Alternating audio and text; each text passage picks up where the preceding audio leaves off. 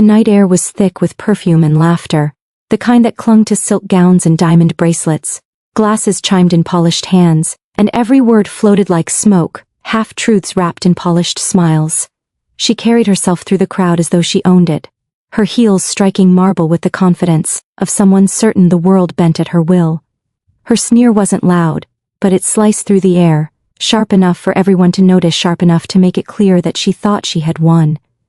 She leaned into her luxury, draped in designer labels, her lips curling as if to remind me of my place. Yet while her pride glittered under chandeliers, she had no idea of the weight I carried quietly, the kind of power that doesn't need to be flaunted but can shift entire tides. She entered the room as if the world itself had been designed to revolve around her presence. From the moment her heels tapped against the polished marble floor, all eyes seemed to turn, though not everyone admired what they saw. She carried herself with an exaggerated grace, the kind that bordered on theatrical, making sure each movement was slow enough for the diamonds at her ears to catch the light. The gown she wore shimmered with every step, crafted to remind people of its price, stitched not just with thread, but with an intention to provoke envy. She clutched a glass of champagne like it was a crown, tilting it just enough to make the gold liquid glisten. Her laughter wasn't born from joy, it was curated, high-pitched, and strategically timed to draw attention. When she smiled, it was less a gesture of warmth, and more a sharp-edged signal that she knew her place at the center of the spectacle. Her arrogance wasn't hidden. It was the very garment she wore that night, layered thicker than the velvet draping the tables. She floated past people with an air of untouchable superiority, her chin lifted in a way that dismissed those around her before they even spoke. Every glance she cast seemed to measure and diminish, as though she carried a secret scale to weigh others' worth against her own. Whispers followed in her wake, not only because of her appearance, but because of the deliberate way she demanded attention, orchestrating the room like an actress who believed she deserved the lead role in every scene. It was in her sneer, though, that her true arrogance revealed itself most clearly. It wasn't loud or obvious, but subtle, curling at the corner of her mouth whenever her gaze met mine, or anyone else she deemed unworthy of her circle. It was a sneer trained to communicate superiority without words, crafted to wound without the effort of a confrontation. She had mastered the art of using her face as a weapon, a silent proclamation that she believed herself elevated above the rest. And with every flash of that look, she seemed to grow bolder, feeding off the discomfort of others. Her posture told its own story. Shoulders back, arms draped in casual elegance, every gesture exaggerated a sense of dominance. She gestured toward waiters, as though they were invisible tools meant to orbit around her whims, dismissing them with flicks of her hand, barely acknowledging their humanity. Even the way she sipped her drink seemed rehearsed, an act of slow indulgence meant to flaunt leisure, as though she had earned the right to exist without rush or responsibility. She thrived on being observed, convinced that her luxury and status shielded her from vulnerability. The circle of people she surrounded herself with mirrored her behavior, a collection of sycophants laughing a little too loudly at her jokes, nodding too quickly at her half-formed opinions. She relished in their approval, mistaking it for admiration, when in truth it was nothing more than the echo of her own need for validation. Yet she remained blind to the truth of it, too intoxicated by the illusion of control her presence commanded. The more attention she absorbed, the deeper her sneer grew, settling onto her face like a permanent mark. What made her arrogance sting even sharper was the intentional way she contrasted herself against me. Every glance, every smirk was meant to underline a separation, to highlight the gulf she believed stretched between us. She positioned herself in a way that I could always see her, her gestures angled to ensure her wealth glittered directly in my line of sight. It wasn't enough for her to enjoy her luxury, she needed me to feel excluded by it, diminished in its shadow. Her sneer wasn't just arrogance. It was a weapon crafted from insecurity, sharpened to slice at me whenever our eyes met across the polished room. And yet, despite her outward display, the arrogance she radiated carried a fragility beneath its surface. Every exaggerated laugh, every dismissive glance, every glittering detail she flaunted reeked of desperation. It was the performance of someone who feared invisibility, someone who clung to diamonds and gowns because she believed without them, she might vanish. The louder her presence became, the clearer it was that she lived not in confidence, but in constant competition, needing to prove her worth again and again by forcing others to look at her. Her arrogance may have filled the space, but it revealed more than she intended. It showed her hunger for validation, her need to mask weakness behind glittering surfaces and cruel sneers. She believed she had won long before the game had even begun. Every tilt of her head, every smirk tugging at the edge of her lips, spoke of someone utterly convinced that she was the superior one, that nothing could diminish her carefully crafted image. She looked at me the way a queen might glance at a servant, with the unshakable assumption that her throne was untouchable. To her, I was invisible unless she wanted to make me feel small, and in her mind, that power alone placed her above me. But what she could never see, what she never paused long enough to recognize, was that strength is rarely loud. It doesn't always announce itself with glitter and noise. Sometimes it is quiet, reserved, and far more dangerous because it does not need validation to prove itself. She mistook my silence for weakness. She saw composure and assumed it was submission. Whenever I didn't respond to her taunts or her smug glances, she believed she had struck a decisive blow. That arrogance blinded her to the truth. She couldn't fathom that strength might take the form of stillness, that the ability to remain calm in the face of provocation was not a sign of defeat, but of control. Her world revolved around display, jewels, gowns, laughter too loud to be sincere, while mine existed in a space she could not access, a realm where influence required no spotlight. She didn't know how to recognize a power that doesn't scream for attention, and so she dismissed it as nothing at all. Every sneer she threw my way was built on the assumption that she had already won the battle of appearances. But appearances are fragile, held together by threads that unravel with the slightest pressure. She never noticed how her need to flaunt her luxury revealed her insecurity. She never noticed how my quiet observation unsettled her, even if she would never admit it. There is a certain strength in being underestimated, in letting someone reveal their weaknesses by parading them as strengths. I watched her, not with envy, but with a clear understanding of just how little she truly possessed. She could command a room's attention, but she could not hold it without constant performance. She had wealth in her hands, but no real grasp on power. There were moments when her eyes flickered, betraying the tiniest shadow of doubt, quickly masked by a louder laugh or a sharper gesture. I saw them because I knew where to look. To everyone else she appeared flawless, radiant with her arrogance, but I knew that arrogance often grows from fear, the fear of being irrelevant, of being replaced, of losing the grip on something never truly secure. She underestimated me because she could not imagine someone outside her carefully guarded world, holding anything greater than what she had. She mistook my lack of performance for a lack of worth, never realizing that true strength does not clamor for acknowledgement. It simply exists, immovable and undeniable. She had mastered the art of making others feel small, but she never imagined her power could be turned on its head. That was her greatest miscalculation. She assumed the glittering armor of her luxury made her untouchable, blind to the fact that real influence lies in silence, in patience, in knowing when to move and when to wait. She thought her sneer could reduce me, but in truth, it only revealed how much of her identity relied on diminishing others. The more she tried to paint herself as superior, the clearer it became that she was building her world on fragile ground. In underestimating me, she also revealed her greatest vulnerability. She showed me how little she could see beyond her own reflection. She could not imagine that beneath my calm expression lay a different kind of strength, one she had no defense against. Her arrogance blinded her, leaving her exposed, and that was the quiet power I carried. The strength she overlooked was not for show, not dressed in jewels or measured in whispers of envy. It was the kind of strength that did not need an audience, the kind that waits in silence until the right moment arrives, the kind that transforms without warning and leaves no doubt of its presence. She underestimated me because she believed she understood me, but she never did. She saw what she wanted to see, a shadow beneath her glow, a background figure to her performance.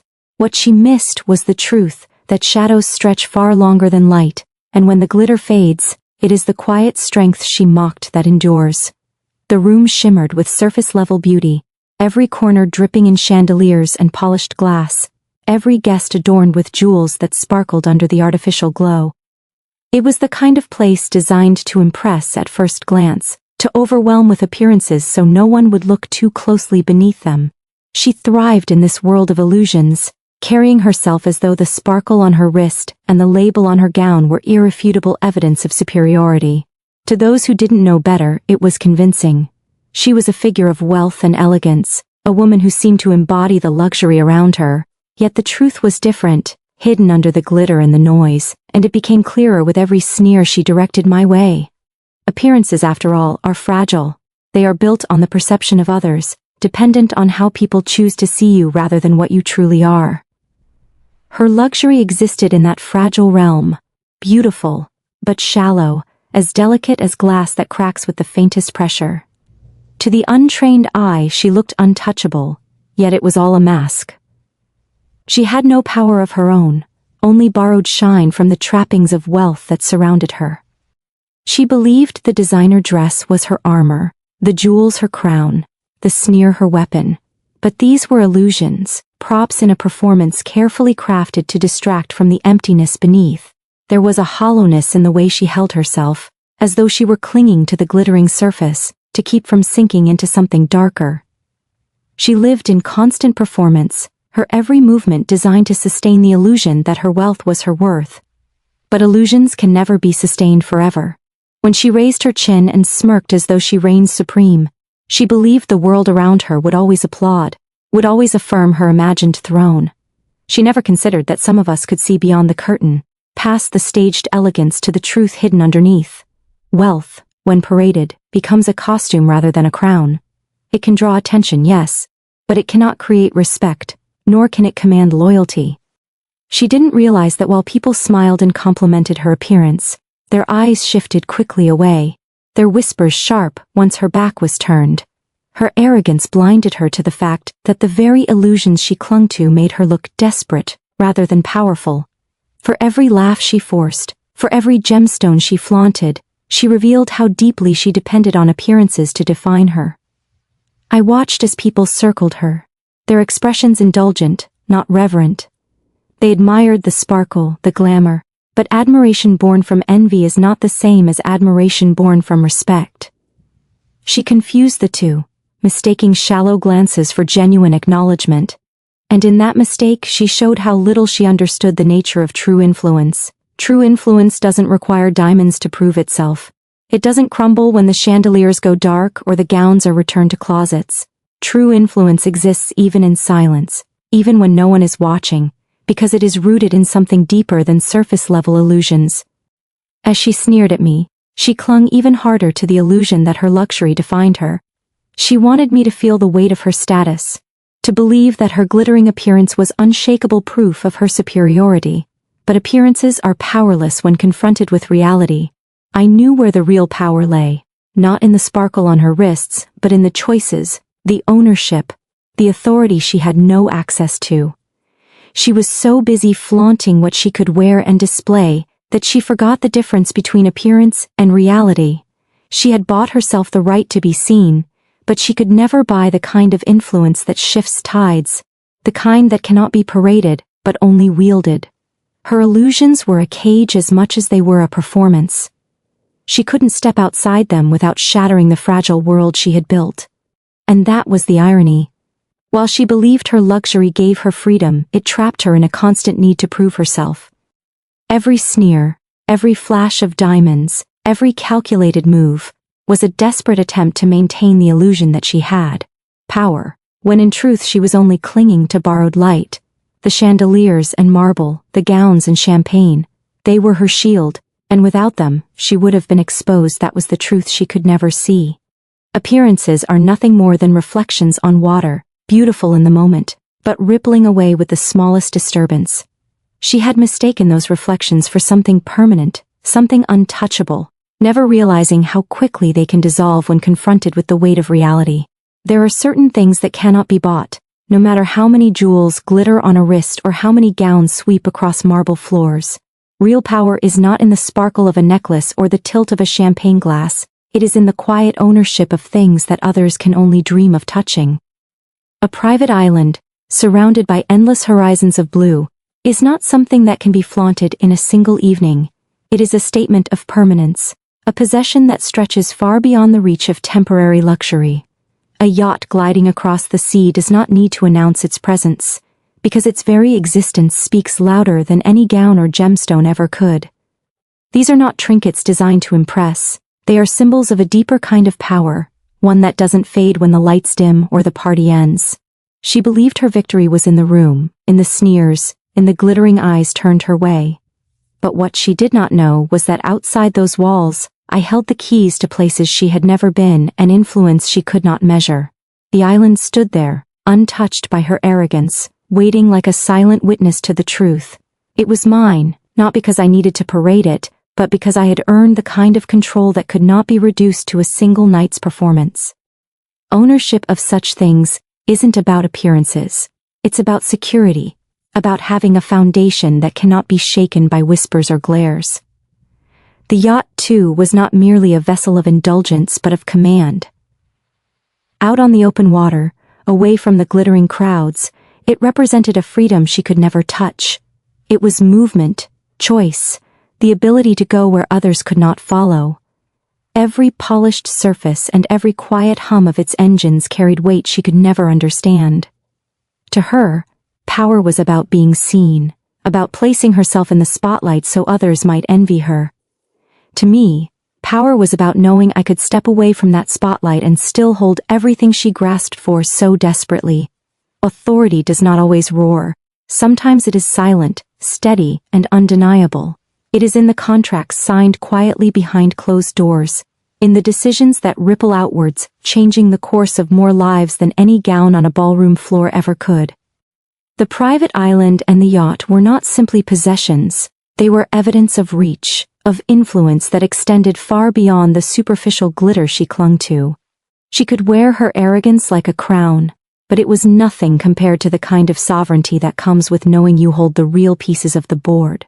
The irony was that she thought her sneer reduced me, that her display of luxury marked her as the superior one. But the truth was that her wealth was performative, borrowed, and always at risk of slipping through her fingers. Mine was grounded, rooted in things that could not be stripped away with the change of a season or the loss of a benefactor's favor. She paraded herself as if she had triumphed, while I remained silent, letting her bask in an illusion, knowing all the while that I held the things she could only ever pretend to reach. There is a profound difference between possession and display. She displayed everything she had, needing to be acknowledged for it, desperate for others to affirm her worth. I possessed what she could not comprehend, and I had no need to show it off, because true ownership is powerful even in silence. The island would remain when the chandeliers dimmed. The yacht would glide across waters long after the parties ended. My authority would outlast every sneer she threw my way. And that was the difference she could never bridge. Her world was built on what people could see, while mine rested on what no one could take away. She wanted to be envied. I was content with control. She wanted applause. I had permanence. She wanted to look powerful. I was powerful. And though she would never admit it, though her sneer grew sharper every time her eyes met mine, she could sense it in the stillness of my composure, that beneath her glittering illusion, there was a reality she could never compete with. Social settings often appear like a stage, where every person plays their part, rehearsed or improvised, and the one who commands attention believes themselves to be in control. That night, she performed with an arrogance that left little room for doubt about how highly she thought of herself. Each gesture was precise, each sneer carefully placed, as if she had choreographed her superiority. Around her, people laughed too loudly, leaned in too close, and pretended to be fascinated by words that lacked real weight. For a while, the illusion held. She looked like the centerpiece, a woman whose luxury gave her the authority to shine brighter than everyone else. Yet social dynamics are never as straightforward as they appear. Power is a shifting thing, quiet and subtle, moving beneath the surface until it reveals itself in ways that cannot be ignored. As she flaunted her gowns and polished smile, there were eyes in the room that saw more than the surface.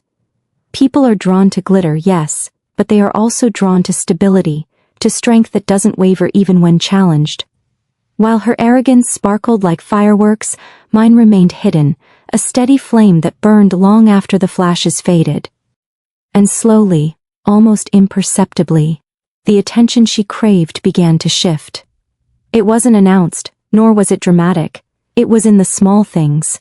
The way conversations drifted away from her, the way laughter seemed to carry farther when it wasn't at her table, the way whispers began to circle not around her performance, but around the quiet confidence I carried without even trying. Social dynamics favor those who can endure, not just those who dazzle for a moment. Her power relied on being the loudest in the room, the most adorned, the most visibly envied. Mine relied on being untouchable, on holding influence that could not be diminished with a sneer. And as the evening stretched on, the contrast grew sharper. She could command a glance with her jewels, but I could command respect with silence. She could provoke whispers with her arrogance, but I could alter conversations with a single word. The more she tried to assert herself, the more transparent her desperation became, and those who once seemed captivated began to notice the cracks in her performance. There is always a moment when people tire of arrogance. At first it entertains, it dazzles, it even intimidates.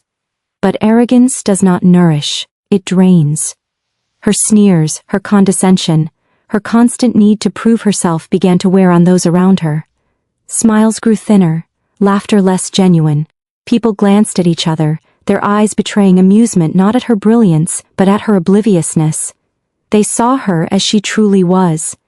Someone desperate for recognition, someone trying too hard to remain in the spotlight.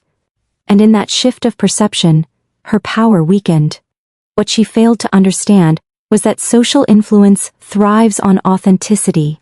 Those who project only arrogance create walls, while those who carry themselves with composure invite curiosity. I didn't need to compete with her. I didn't need to flaunt or sneer.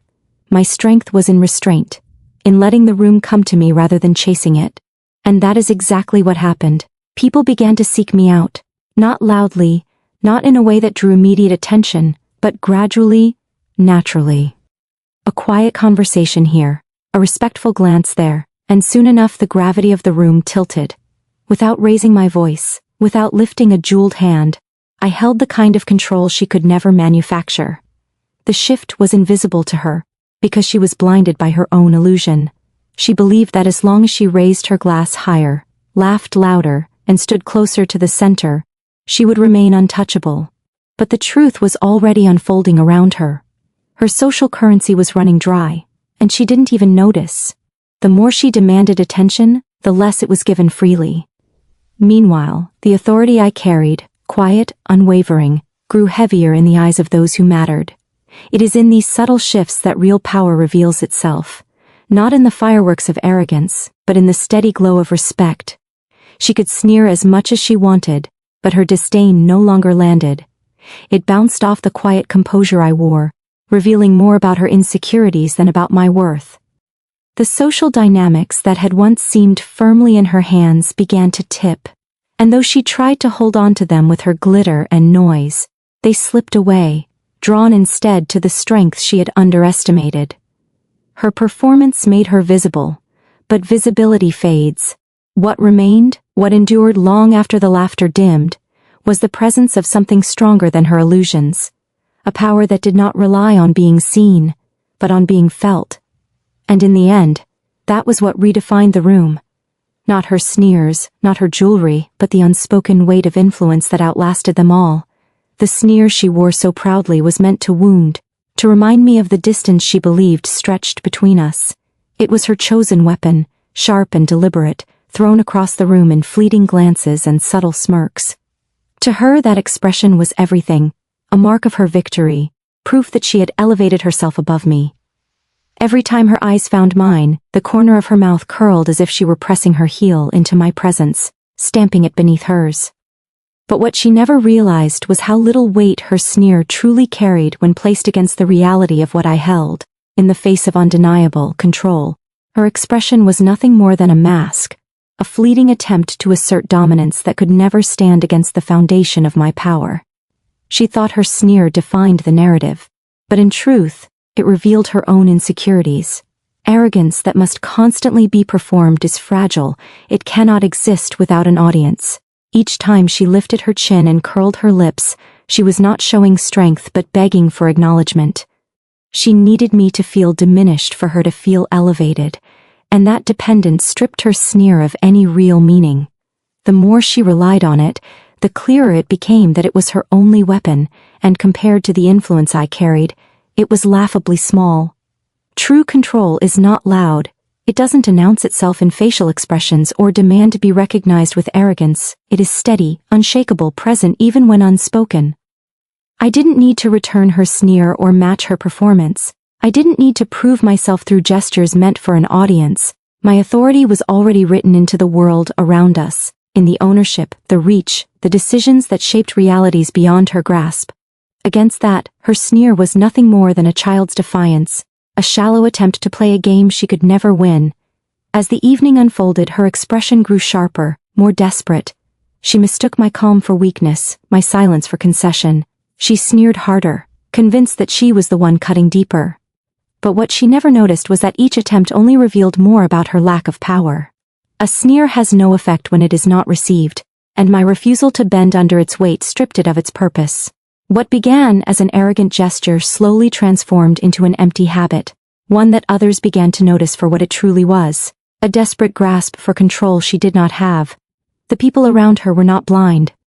They saw the arrogance in her smirk, the sharpness in her gaze, and they began to compare it with the composure I carried. One was loud, constantly demanding attention, while the other was quiet but steady, unmovable.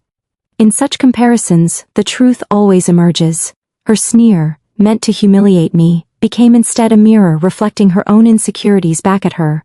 Those who once admired her glitter began to see the cracks, to recognize that her arrogance was not confidence but fear dressed in jewels. The more meaningless her sneer became, the more powerful my silence felt. There is strength in not reacting, in letting arrogance exhaust itself without resistance. She wanted me to respond, to flinch, to show that her gestures had an impact. But by giving her nothing, I stripped her sneer of its significance. It became an act with no audience, a performance that lost its purpose. In that stillness, the balance of power revealed itself, not in her favor, but mine. And though she could never admit it, she felt the truth. Her eyes lingered longer. Her gestures grew more exaggerated, as if she were trying to convince not just me, but herself, that she still held the upper hand. But deep down, beneath the arrogance, she knew. She knew her sneer could not compete with the reality of what I possessed. She knew that while she clung to her expressions, and her borrowed luxuries, I held the island, the yacht, the authority, the permanence she could never touch. Her sneer may have been her crown, but it was made of glass, fragile and breakable, and in the presence of true power, it shattered without a sound. In the end, her arrogance was nothing more than a performance, a fragile illusion built on gowns, jewels, and fleeting glances meant to intimidate. She mistook appearances for strength, mistook sneers for weapons, mistook attention for influence. What she never understood was that real power does not need to be displayed to exist. True authority is not bound to chandeliers or crowded rooms. It lives in permanence, in control that does not fade when the lights dim. The island, the yacht, the decisions that shaped futures, those were mine, steady and unshakable, untouched by her vanity. She relied on arrogance to define her, but arrogance collapses when confronted with quiet strength. Her sneers, once sharp, lost their meaning in the face of undeniable truth. What endured was not her performance, but the unmovable reality of control, influence, and power that she could never claim nor ever hope to rival.